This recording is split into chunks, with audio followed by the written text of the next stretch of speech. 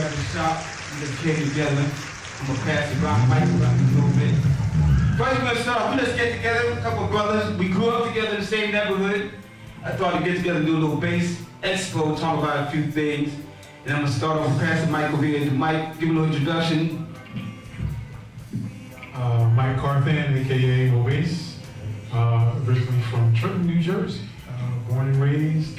And yeah, these are my big brothers, my big bass brothers I call them. The brother over here on the right, he actually showed me how to actually tune my bass back when I was 15 years old. We called him BB back in the day. And he was one of the brothers that I used to listen to. My brother Ralph played in a band, Ralph Carthan, drummer, played in a band called Central Funk. And he used to always come home with the CDs from their rehearsals. And always loved his brothers playing, man. Like, what was this song? Let's Keep the Dance Started. Yeah. Oh my God, Mohan. I ain't never heard a brother play Mohan like this brother here. So I still can't play like he played it. So, but no, and Tony, I think I met him. I was living out in PA. Yeah. And I had just moved out in an apartment out there, and I was rehearsing, and I heard a little knock on the door, and it was this brother, and then we got to chatting and talking and sharing bass stories and come out. We, turned out we knew a lot of the same people. He knew my brother, and that's my brother. I've done stuff with my brother, so we just connected, and we've been friends ever since, man. So it's good to be here with these brothers, and definitely guys that I looked up to as I was coming up as a young bass player. And they taught me a lot, so I'm still learning, so good to be here. And Brother Ron on the drums, I know him from my brother as well, you know what I mean? Yes. So, but yeah, he's all good cats, man, all great musicians, and it's always a pleasure to be in your presence, so I'm going to BB. So we're gonna pass it on to BB. Give me a little introduction, BB. Okay, I'm Brian McQuaid. I've been from Trenton, New Jersey. I've been playing since '75. Two brothers right here, Mike Carthan and half sister. They two of the best found. My influence was John Adams. And, Sunshine. Brother Sunshine. Then Raymond Earl after that. Then a bunch of other. What's your favorite brother? And we all, we've been jamming since then, Okay, that's all I understand. Back to Anthony Simpson.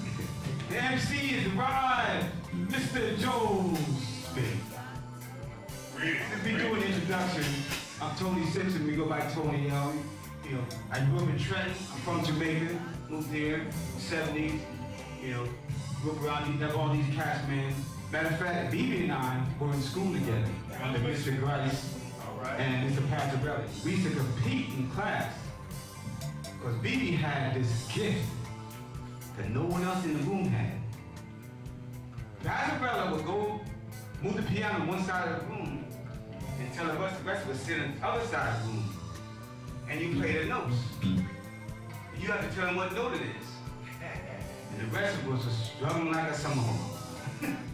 BB would be like, C, B flat, E flat, D. And the rest would be like, how on earth? This guy doing that? But he had this gift. I'll never forget that, BB, because you was the only one in class when Paz would play the piano and say what note. He hit every freaking note. You never got one wrong. I was pissed off that I couldn't do it. You can go DJ. But we were kids and you were doing it, man. We were kids and you were doing it. You know what I'm saying? That was impressive as hell. And this brother, his older brother, taught us a lot, man. That's how I met this cat right here, so we go way back. I didn't really get to hear him when we was growing up. I didn't see Mike till we grew up. Now came back, this cat had like 5,000 basses, playing in 11,000 bands. Everybody knew him, got pictures all on the wall, playing with everybody in the world. I said, man. So we got together, we started linking up. Ron, we played the band together for a little while, me and Joe played the band together, so we've all been in different experiences together, but I want us to come together, have Joe MC and thing, we just share everything about the bass, the conversation about the bass and the effects it has today, and just share it to the next generation. So y'all sit back and enjoy the ride. Oh, and we will be doing a little playing, so, but right now I'm gonna turn it over to Joe. Brother Tony, thank you so very, very much. First and salute to every one of these profound gentlemen here, Ronald McQuaid, Tony Simpson, Michael Carthan, Ron Kirkland. It's interesting, the relationships that Tony was just talking about. This is a brief aside before we get into the program. But when I think about BB, and I don't even know if he remembers it, but when we were kids, BB's best friend was a young man named George Lewis. My father used to commute from Brooklyn to Trenton to work. He would stay with the Lewis family on Edgewood. Okay.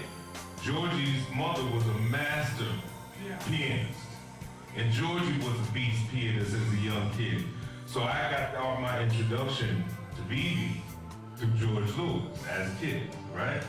As Tony said, he and I had played in at least 2 or 3 projects together, and it's always been, I think the thing, when I think about you, Tone, the thing that I've always had for you is the utmost respect for your sacrifices as a serviceman, for your professionalism as a musician. You've always been, you know, on point when it's time to do things. And I've always appreciated that and always been inspired by that as well. So I want to thank you. This guy right here, Mr. Michael Carthan. Whenever I think of, you know how, and this is kind of an insider musician thing, but you know how sometimes you can be nervous going to a gig, or like any old thing might throw you off, you know, your wires or something, or whatever. Mike Carthan is the guy that shows up at the gig, and as soon as you see Mike, there's an aura of cool, and there's an aura of, it's gonna be all right. It's gonna be all right. Like, there's no, and I've always thought, whenever Mike was around, I was like, all right, so this don't work. It's gonna be all right. That Mike has just got it covered. And his playing, I think we got introduced to each other through a Philadelphia International artist and musical project, and we spent a good few years touring with that. And interestingly enough, Tony, in another interview with the legendary Mr. Raymond Earl, I told a story about a night that an artist messed up some lyrics, and Mr. Leon Huff stopped me on the way from the stage. He was the bass player on that stage that night, so he can verify that story. All right? So it's nothing like having proof, right? Mr. Ron Kirkland, who may not be in the camera view, okay, he's in the camera view. Ron and I have had the pleasure of playing together, also in a few projects, and he's always been a rock solid timing drummer. And people say, well, isn't that what drummers are supposed to do? That's what they're supposed to do, but that's not what all of them do. This man does that, and I've always respected that about him, always appreciated that about him. So, with all that being said, let's get into a little bit of this bass roundtable. So, and I'm also so appreciative that you would consider me to be a part of this. I just want to thank you for that. So, away we go. So, gentlemen, let's take it back to the beginning. All right. Just briefly, I mean, it's kind of, you know, a moot point at this point, but just for the sake of those who may not really know, talk to me about, first of all, of course, introduce yourself, but talk to me about what something or someone who really was an early influence to you as a bassist. For me, what I would have to say, a non-bass player, but my brother Ralph. So I got into playing bass probably between the ages of 13 and 15, but again, my brother Ralph played in the Boston Funk with Mr. Ron McQuaid over there, and we called BB. And he was my influence because I was listening to, so kind of conjunction with him as well, listen to the tapes and from their rehearsals and things of that nature. So that was kind players go, my big cousin Brown David, who played in church. And of course, my mom was in church. He's so raised up that was not a thing of you not going. So he was a huge influence. I used to hum some of the stuff I would hear him play on the bass all the way home and try to play it when I got home, just by ear. So I learned to play by ear, not being school taught. I kind of was raised up in projects and didn't have the opportunities that other kids had with teachings and what have you. But I learned it later. But in the beginning, it was all by ear. So yeah, that's primarily some of my influences. My introduction to the bass was through Raymond Earl. My sister was dating Raymond Earl, and he came over and I said, "Who's this guy?" He introduced himself, Raymond Earl. He played bass. So I went and looked him up. I go, "Oh, this Raymond Earl played bass. He played with the 10 Days and all that. They had a group called Instant Funk." So I was got into Raymond and said, "You want to play bass?" And he came over the next week and he had a bass. He gave it to me. And he would come over every weekend, either before they go on tour or something, go to rehearsal, and give me lessons. And I'd sit home and practice. I used to take the records and slow them down 45 down to 33 so I could learn from the bass line, I had to do that. So I started learning like that, and then I went to school and junior 3 we met Mr. Moore, Kenny Moore. He got me on the upright bass. He said, "Embarrass me. Say, you don't know what you're doing. You made it wrong note." I had just started, but then he was ruthless. When you came to his class, you had to know what you was doing. He didn't care if you started yesterday or 10 years ago. He treated you the same. You mess up, he's on you.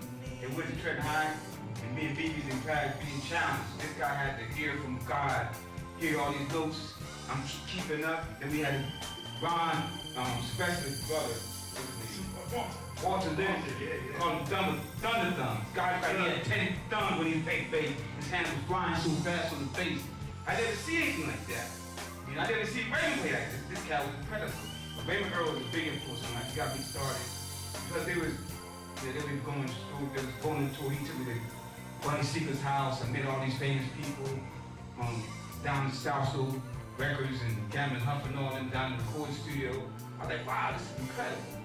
But I would be falling asleep on a chair. He'd be waking me up, it's time to go. I just had to stand rehearsing. I was a little kid hanging out with him. But guy almost hit me with this band called Radiation. They used to play the Trent on Stuyvesant Avenue. They used to let people come in. I was about 13, 14 years old. Reggie Dash and Don Adams.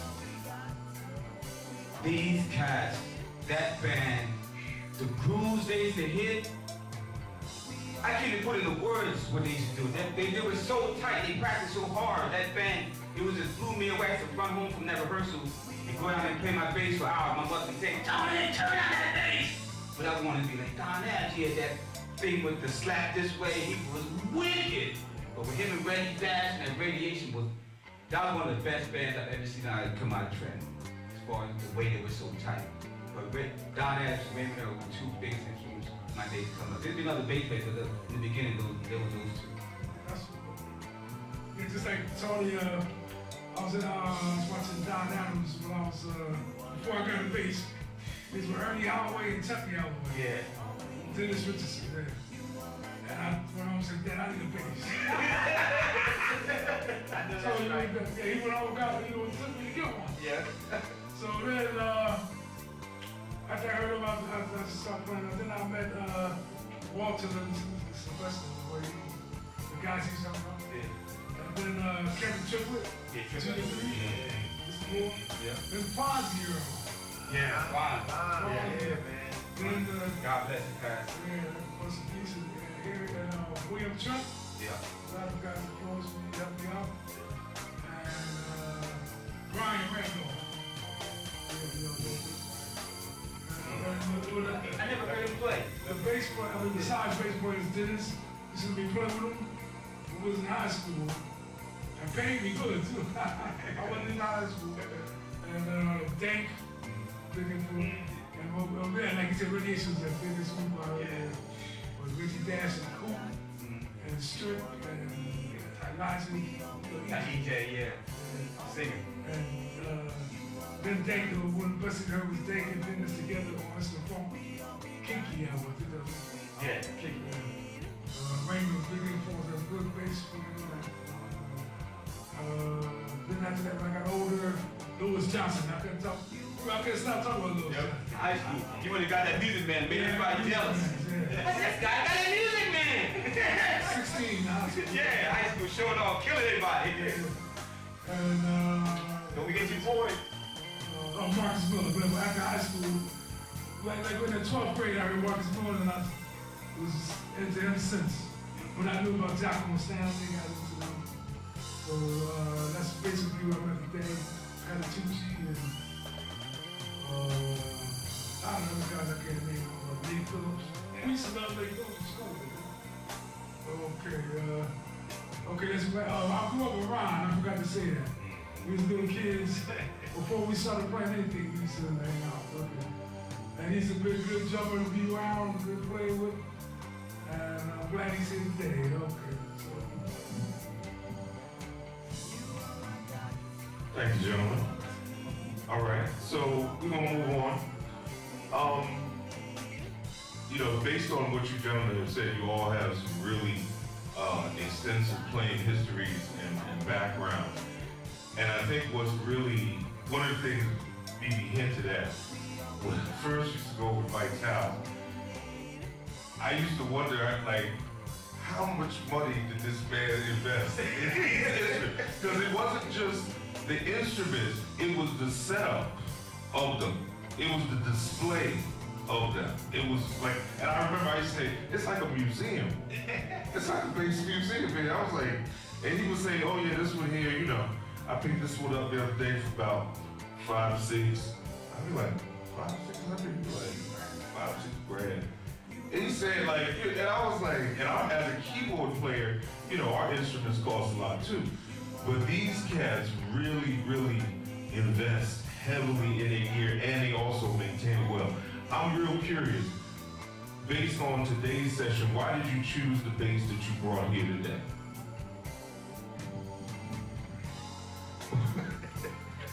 So,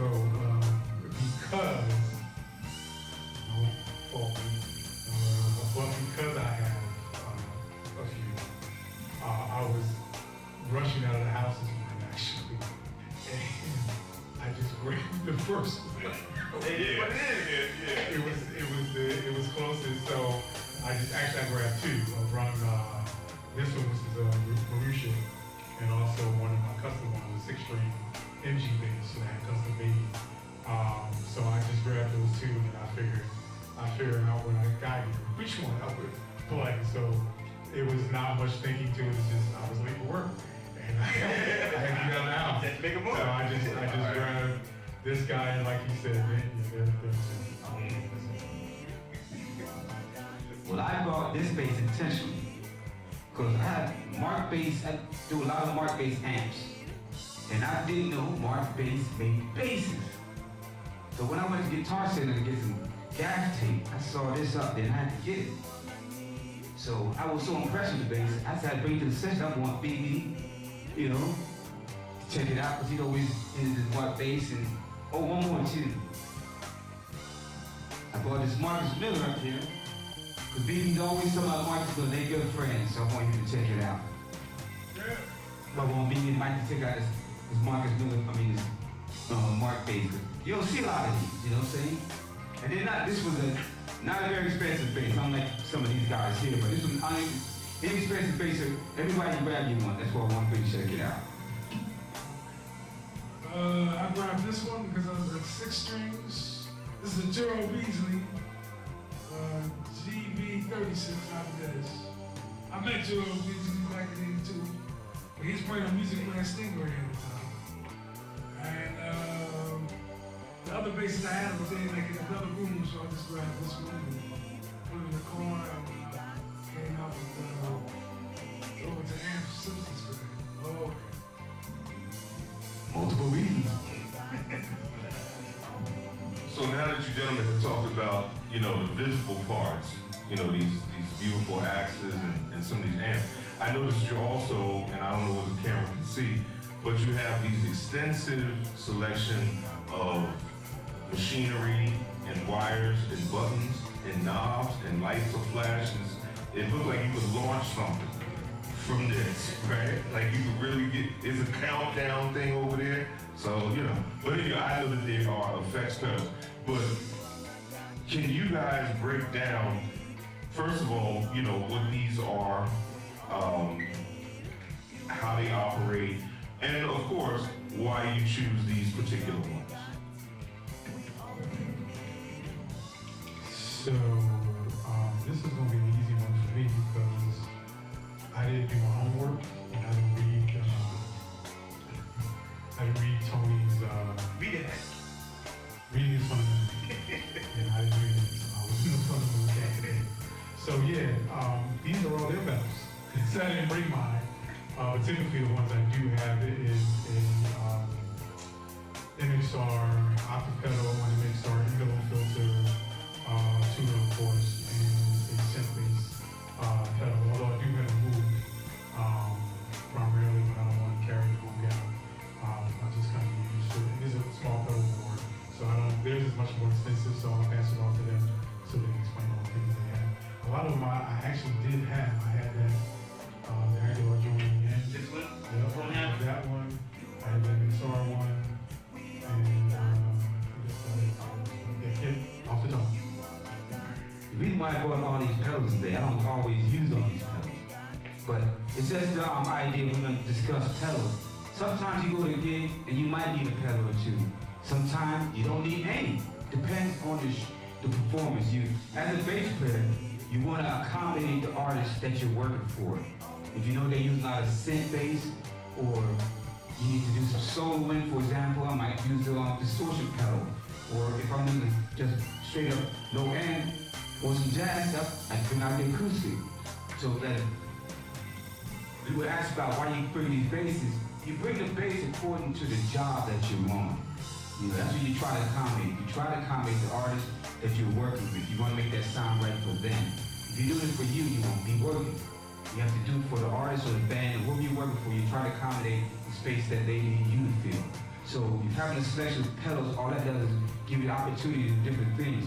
Not necessarily going to bring your giant pedal board every day. Nobody wants that. But then what you need to do is fill the space. You just bring the equipment you need to fill that sound, that space. But I just brought the pedals out so you could, it's a variety of pedals. Like Mike said, yes, selection that you use for this and that, there's a reason for that. So as a musician, as a bass player, remember, be prepared for the show and support the show. It's not about you, it's about you filling that part that you be paid to fill. Okay, I only bought 2 pedals a day because I work with my home, so I just want to see how they sound come through the amp, come through the studio in the house. So but I got a 9.6. It's like a Pod Express bass. And the second one is a equalizer from Boss G7 or something.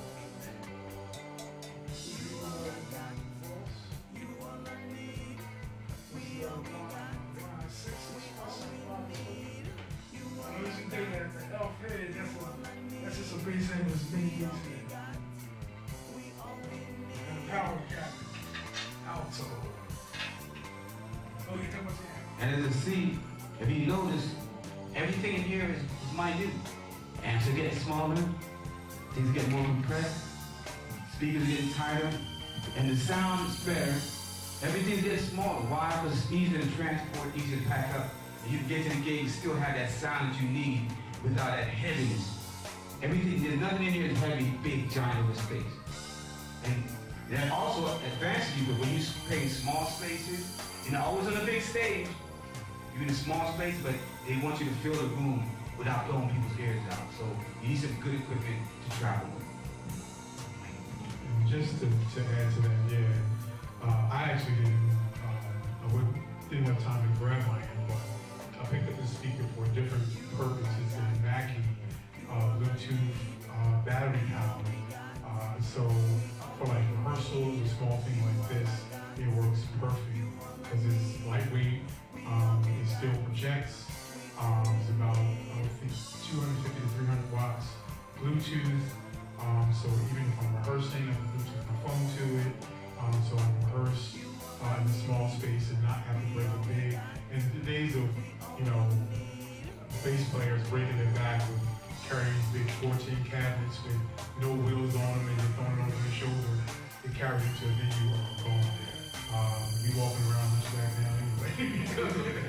But yeah, everything is much more. I got a Mark bass as well, 14 cabinet, and this thing weighs about 35 pounds. Literally, you can throw it across the room. So everything is still projects, still 500 watts, but you can definitely get some good gear that sounds great and won't break the bank and won't break the bank. So definitely be conscious of that. You young guys, save your back for other things. Carrying around heavy equipment is not what you want to do. Again, be conscious of your health and your body. And again, it's good stuff. It's purposeful, and economically, it's great, and it definitely helps. It's a good job. Excellent. Thank you, gentlemen. I kind of wanted to follow up on something that you all have touched on as well, and it also kind of goes back a little bit. I have this belief that in every musician's life, at some point, whether it be early and whatever, there's a teacher that comes along and really offers the student tremendous guidance, direction, leadership, inspiration, so forth and so on. Can you gentlemen all speak about a teacher who really, turned the light on for you and really kind of made this whole experience that much more worthwhile? So for me, as a graduate of Trenton Central High School of Trenton, New Jersey, Thomas Price was that for me. He got me late. He actually didn't know I played. I went through my sophomore year, junior year, just kind of playing in church. No one at Trenton I really knew I played. One young lady that went to my church mentioned me to Mr. Price, and he had me come up to the music room. I played for him, and from that point on, he just kind of took me under his wing. I didn't read music at the time. I was self-taught, learned by ear. Didn't you say play E, and I would get you like crazy. But if you played it, I could hear it, and go from there. So he taught me how to read. But at first, with some of the music that they were doing, he would actually play the bass notes on the piano and record it, and tell me to go home and practice it. And that's where I got started, with Mr. Price. But then, further on, taught me, how to read notes and know what the notes were, chord progressions and things of that nature. So yeah, Thomas Price was something for me. Mine was Thomas Price. Went to Trenton High, graduated. He was very influential. When we got there, met Mr. Price, going to music theory and stuff. Mr. Price used to take us, grab a couple of us, me, Morris, Sylvester, and a couple other cats. He used to take us down to Philly, met Grover Washington, Pieces of a Dream. He used to bring us down to the church to just hang out and meet these people. Because when I got to Trenton High, I couldn't really read and write that well, but as far as music, but I got an interest in it. Price kept pushing me. I got to the point where I've written a whole score for the orchestra, violins, the entire thing. I still have it today. He got me into reading and writing. That's what pushed me to. I don't do a lot of cover stuff. Most of my stuff is all original music. I was always into writing my own stuff.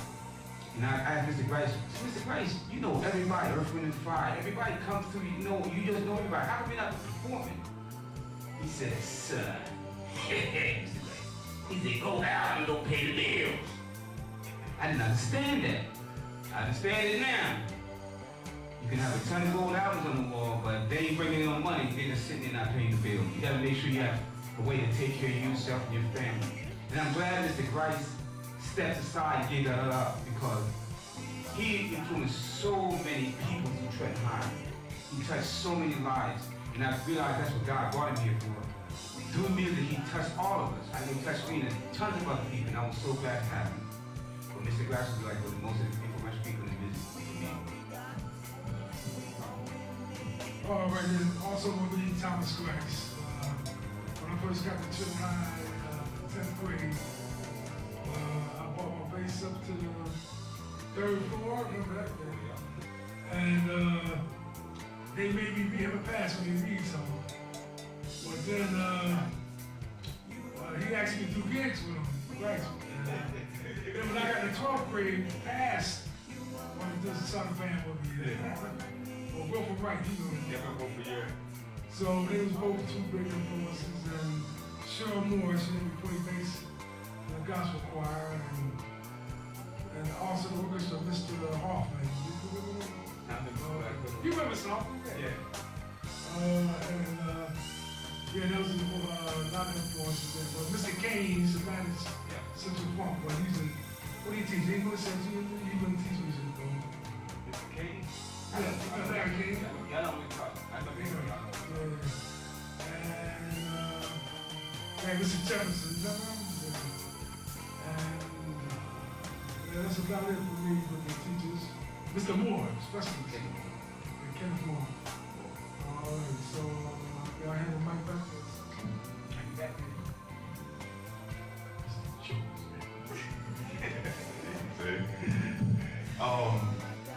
I want you gentlemen to get a little bit deeper into that, because I think we're all at the age where we realize one of our missions is to inspire and inform younger musicians. And one of the great debates that's always going on in the music community, what's more important, great ear or great technical and theoretical skills? Mr. Grice, who was such a powerful influence on you all, talk about one technical aspect of your playing that you find, something you may have learned way back when, but it still is real foundational to what you play today. I would have to say for me, because my path is a little different than the average person. Again, I learned at home how to play by ear. So with that being said, in my career now, it has allowed me to be a lot more versatile, play different styles of music, and the phone keeps ringing. I've been playing, did something with the Music Symphony Orchestra at one point, played for country band, rock band, alternative band, R&B, jazz. Currently, there's a thing I do with a gentleman by the name of Dean Snyder, amazing keyboard player. He's done a lot of Broadway stuff, whatever. That was all new. And I remember one of the nights we were there at Luca Restaurante in Wardentown, and a young gentleman was singing. He was a Broadway singer, whatever. So he's like, we're going to do Just My Imagination. And I'm thinking, R&B song, like Intense or whatever. Yeah. And he started singing some little Wonka stuff. And I was like, ooh, okay. But because of the training of my ear, I was able to fall in. And even at this spot, like I literally show up. I never get a set list. I pretty much walk into the room. It's most times a different singer each time. So you never get comfortable with just one person. But you got to be versatile to be able to say, hey, just be confident in yourself. Like you'll say sometimes when I walk into the room. I just have my thought process it is what it is. I can only do the best that I can do, and it's got to be good enough. You know what I mean? And most times, 99% of the time, it works out the way it's supposed to. But yeah, my ear, it's great. Please do learn the theory, learn how to read. It's definitely important because you'll be in those situations. But what I've learned is putting a guy that's primarily a theory guy in a situation like that can be challenging for him. And I'm all about just no stress. You know what I mean? So whatever you just, if you can, do both. You know what I mean? Kind of tune your ear, learn your theory, because it is important. It's very important, you young guys, please learn your theory and things of that nature. But, be able to learn your standards, jazz standards and things of that nature, because in those situations you'll be called upon, and it'd be better to be somewhat knowledgeable of what it is, so you can go right into it and not stress.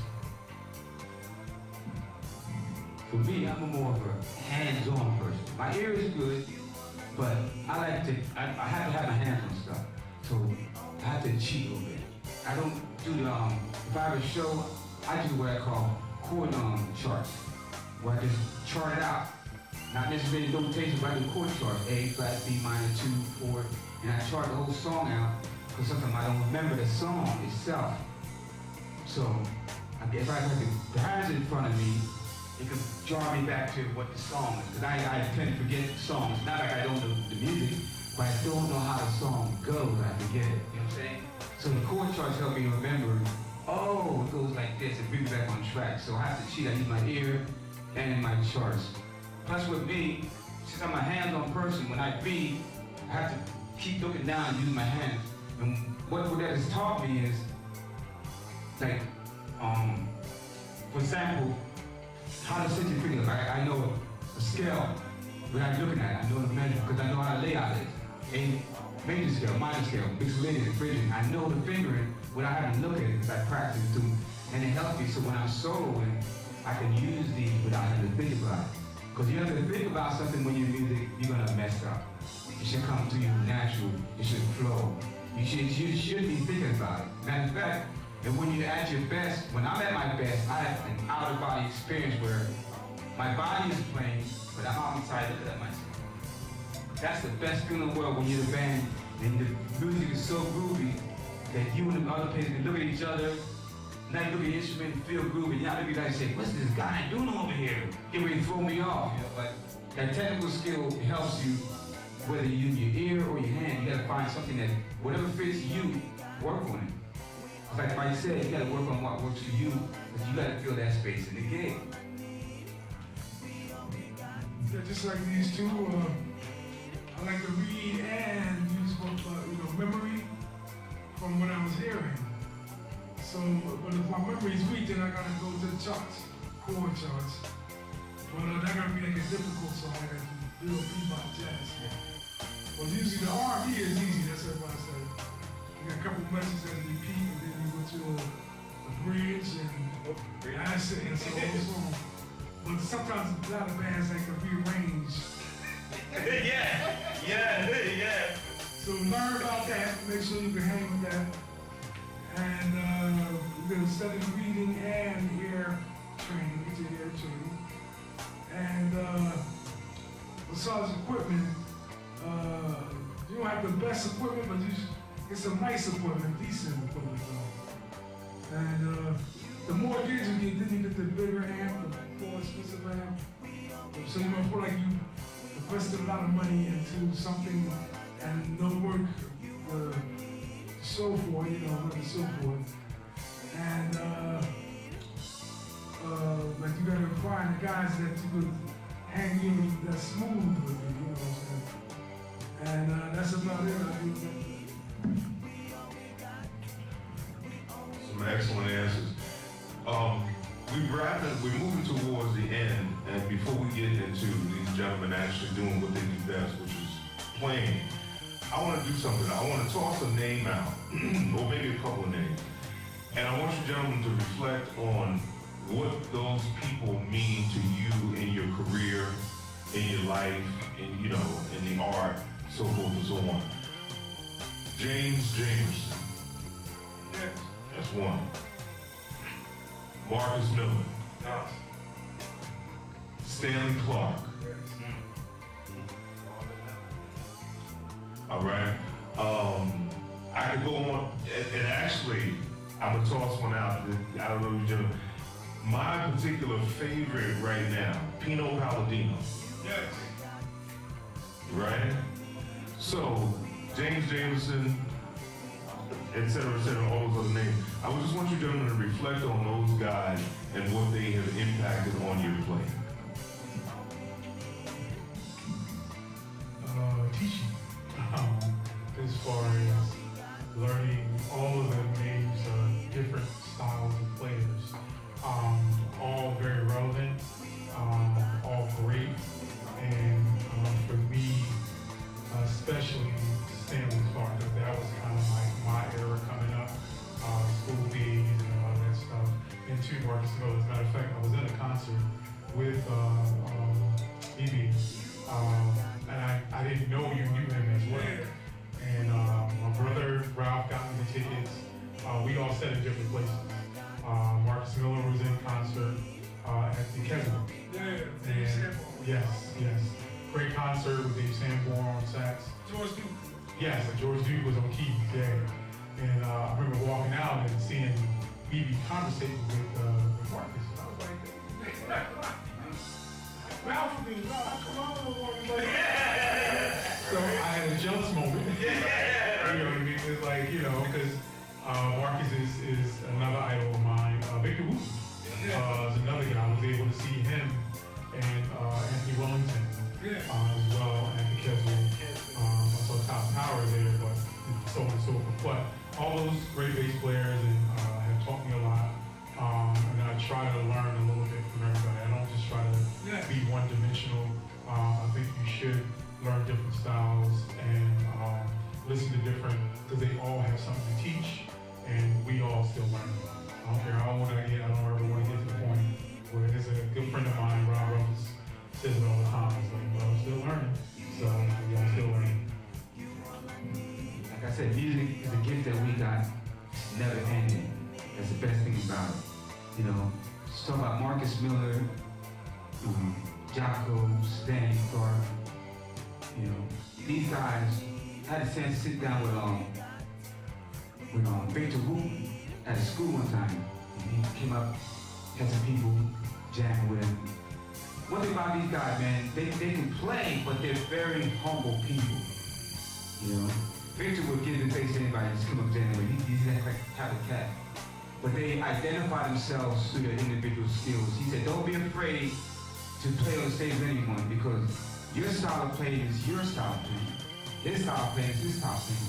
That don't mean you're not better than him, or he's better than you, whatever. It doesn't matter, because what you can do is you. The way you play your bass, the way you hold, the way you tone, that's your sound. Be proud of that. Be confident in that. Don't try to hit. Mike's sound is Mike's sound. BB's sound is BB's sound. I love them both, but I have my own sound. Create your own sound. Be confident in your sound. And be confident in your playing. You'll be surprised. You don't have to play a million licks.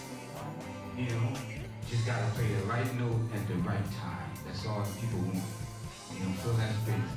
But that's what I think about when I think about all these cats with all this magnificent skills. They're teaching us, showing us, they're sharing their gifts. So they inspire me to get up and play. So I want you, the next generation, hey, be inspired. Don't be afraid. Just because this guy can play a million notes, you're playing just as well. You have to do your thing. Speaking of James said, I Want You Back was a good bass line that's like the Jackson 5. Yeah. And what's going on? And so, like, matter of fact, the young guys, don't be afraid to go back to the older stuff. That's like a history. That's like a good lesson. And another one I like, Boosie Collins and Barry Graham. And Marcus Miller, I like him. He's like a good friend. Raymond Earl, I don't know why I mentioned that one. Who else?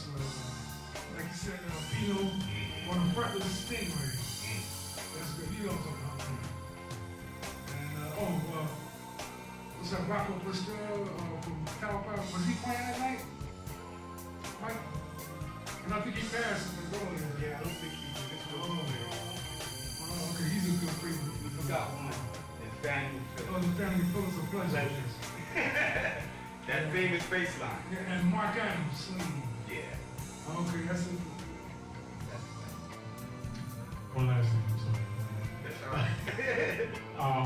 Two, I think we as, I want to say, We are. but to take some of these like younger guys like kind of under your wing, and I mean this whole platform is great. So kudos to you both for doing this. But I've gone as far as like a younger cousin of mine and a younger local bass player from the Trenton area, Nigel Lamar Kennedy. When I went to see Victor, I said, let me some brothers that wouldn't normally be able to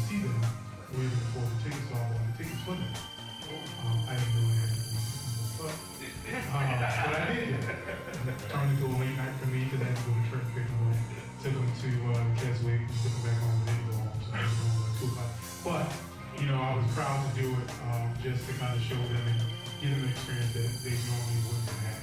You know, showing someone that's a great bass player and all of what he did. And you know, I felt good doing so. So yeah, so take somebody under your wing, and sometimes you got to do that. You know, send a little money and show these young cats like what's out there and what they can do with the limits. But that there is no limit to what they can do. They can be a victim on the stage. Things of that nature. So.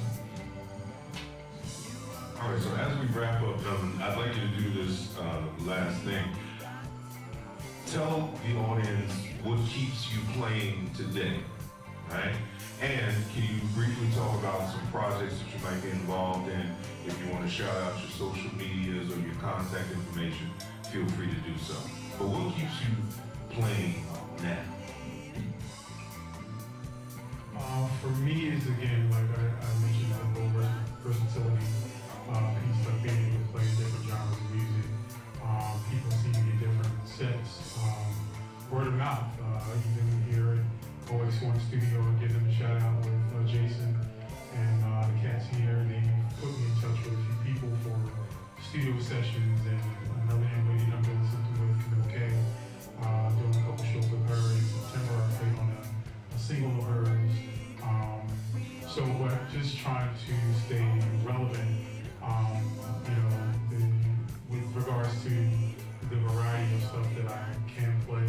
And I don't, you know, I do my own work, learn material, so people feel comfortable calling me even last minute without a rehearsal or what have you, or maybe even one rehearsal to go and play a show. So, you know, you guys see me on social media, more bass.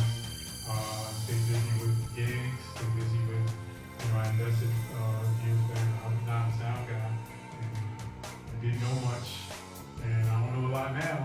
But I did sound gigs, you know what I mean? So, but I hire people that know better than I do. It's not all about me, you know, and that way I can employ some people where they wouldn't have opportunities to make money out of. I invested in the equipment so that we can be able to do things of that nature. So, again, for me, no matter what, it's trying to stay relevant in all aspects of music, and even working for folks, putting people on gigs. You know, I told, you know, Tony for a couple gigs and things of that nature. I'll hit you up too, you know.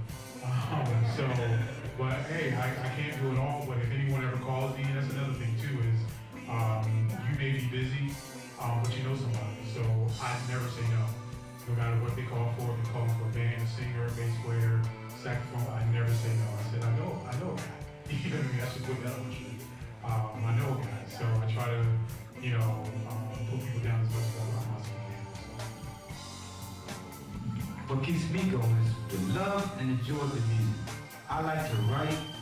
You know, we got a couple projects coming out. Matter of fact, I got a project coming out with Joel called Who Will Be the One?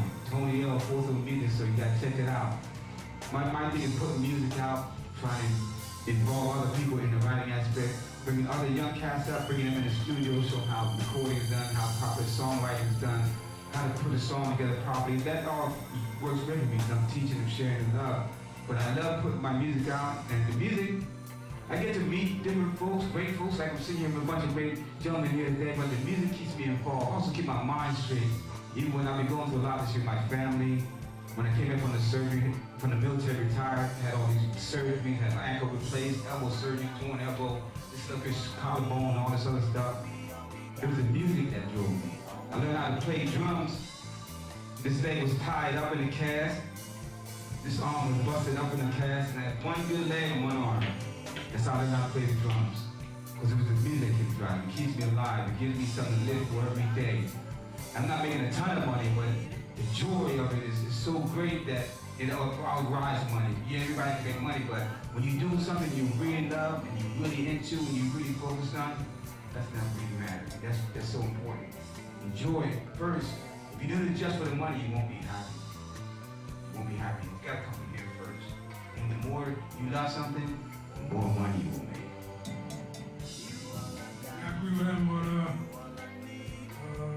the money is, you can't do it just for the money. You gotta love the music and the instrument and rehearsing and all that.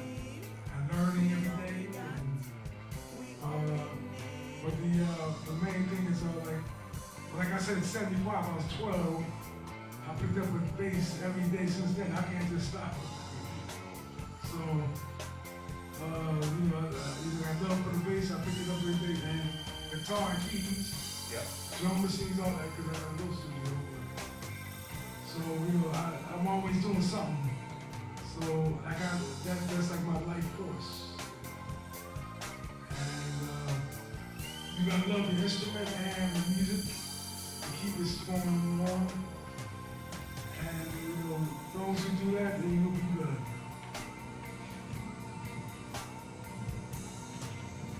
I forgot to shout out a new project that I'm working with. Everybody knows I'm, you know, Chris Little, MD. Shout out to Chris Little, Renaissance Jazz Band, and a few of the others that I'm working with. But this new project is Justin Gonzalez and the Jukebox. It is a tribute, a Queen tribute band. We're coming.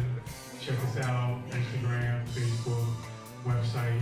Again, Justin Gonzalez and the Jukebox. We're a Queen tribute band, and we're coming to a theater near you. Before we close out, let's get Ron. Ron sitting over there playing drum supporters. Give him a little few words on the mic. Indeed, ladies and gentlemen, no rhythm section is complete without an outstanding drummer. And the connection between the drummer and the bassist is paramount to musical success. So, as I said earlier, we have a fine gentleman back here. And Ron, I think the question I want to ask you, when you think of bassists and you know, performers and things like that, can you talk about some experiences that you may have had with any of these gentlemen, or you know, otherwise, and specifically talk about how important that connection is to establish with the bassist?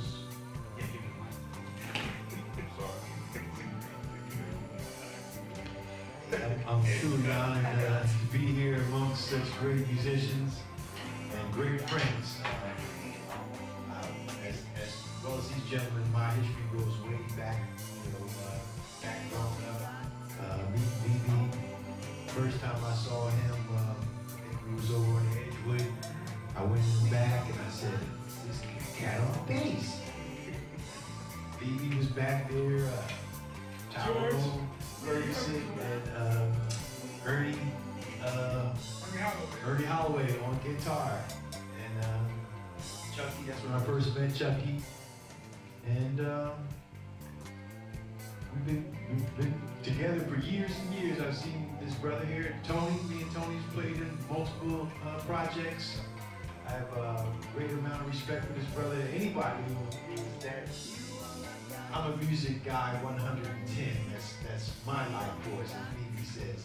So I have a connection to bass players because I enjoy the drums. But my first love with bass becomes way back to Mr. Moore. I played upright bass in 2nd grade, junior high. I know that. So that's my first instrument. And after that, I thought I wanted to play guitar. So I told my mom I want this guitar. And she's like, I want to be Wes Montgomery, you know. So I was playing Wes Montgomery on one string. So after that, a friend of mine around the corner invited me over to his house. His brother-in-law had a set of drums over there. It's my first time seeing drums, or actually seeing a set, you know, hear on the records, but to see a set and, you know, hearing those records, you know, I'm like, wow, I want to see something. I was like, get on there and play. Can you play? I got on there and played a little beat, a little James Brown beat. Everybody went to clap and they said, well, you can play. I said, no, I can't. But that was my introduction then, and from that point I always had a love and an interest for the music, whether it's playing drums, watching my brother over the years, Joel, other keyboardists. I got an interest in keyboards. Today I have multiple keyboards and synthesizers and sound equipment. Bass, I just recently bought a bass because, you know, hanging out with bass players, you know, you want to be like them too. You know? Welcome to the club. So over the years, I've had opportunity to meet a lot of different musicians. I was blessed to meet a lot of musicians who always continually influenced me and kept that fire going inside of me. From Stanley Clarke to George Benson, you know, met different singers. Joel has been to a few concerts. And so I just have always have a universal love for music, and that has always driven me to play. And I'm just honored to be able to play and be in the company of such great musicians, long lifetime musicians who really love their craft. And it shows, so I'm just thrilled. Appreciate it. And he's being humble because he left out his career as an outstanding DJ. Yeah. All right. What's the DJ name? DJ Smooth. DJ Smooth. There you go. All right. So when you hear that name, you be like, oh, I know what he's doing in the video. Yes, that's him. All right. We're gonna wrap this thing up. But I also, before they begin to play, I think I gotta give. They always say we gotta give you flowers, give people their flowers while they're alive. Back to Mr. Simpson. When we first started playing together, and once again, he may not remember this, but I don't know where we were. We were in a show, and Tony's not one, even though you wouldn't know it by his chattiness today. But when we go to shows, Tony is not the guy that's out in front. But wherever we were, I remember somehow or other people started talking about career servicemen and people who had had military careers. Tony told me this story and told the crowd this story about how he was laying in the desert, I believe in Iraq, laying in the desert. And the thing about it, when a serviceman tells you a story, it immediately becomes visual. I don't know if anybody else gets that experience, but immediately I had the picture of Tony laying on his back in the desert, bullets whizzing by, wondering if he would survive. And he said that if he managed, and he was busted up, that was the other thing I remember, his body was busted up, he was hurting. And he said, if he made it out of that alive, music would be the #1 thing that he did for the rest of his life. And that moved me so much because I said to myself, if a person facing uncertainty can make a commitment to something with that much passion, it must be profound. It must be powerful. And I've always held that in the utmost respect. 30 plus years in the United States Army, retired Staff Sergeant Anthony L. Simpson. Command Sergeant Major. Let me get Command Sergeant Major Anthony L. Simpson. Mr. Carthan. Mr. Carthan and I go back to when he resided in Lawrence Township. He was a father, a husband, a car enthusiast,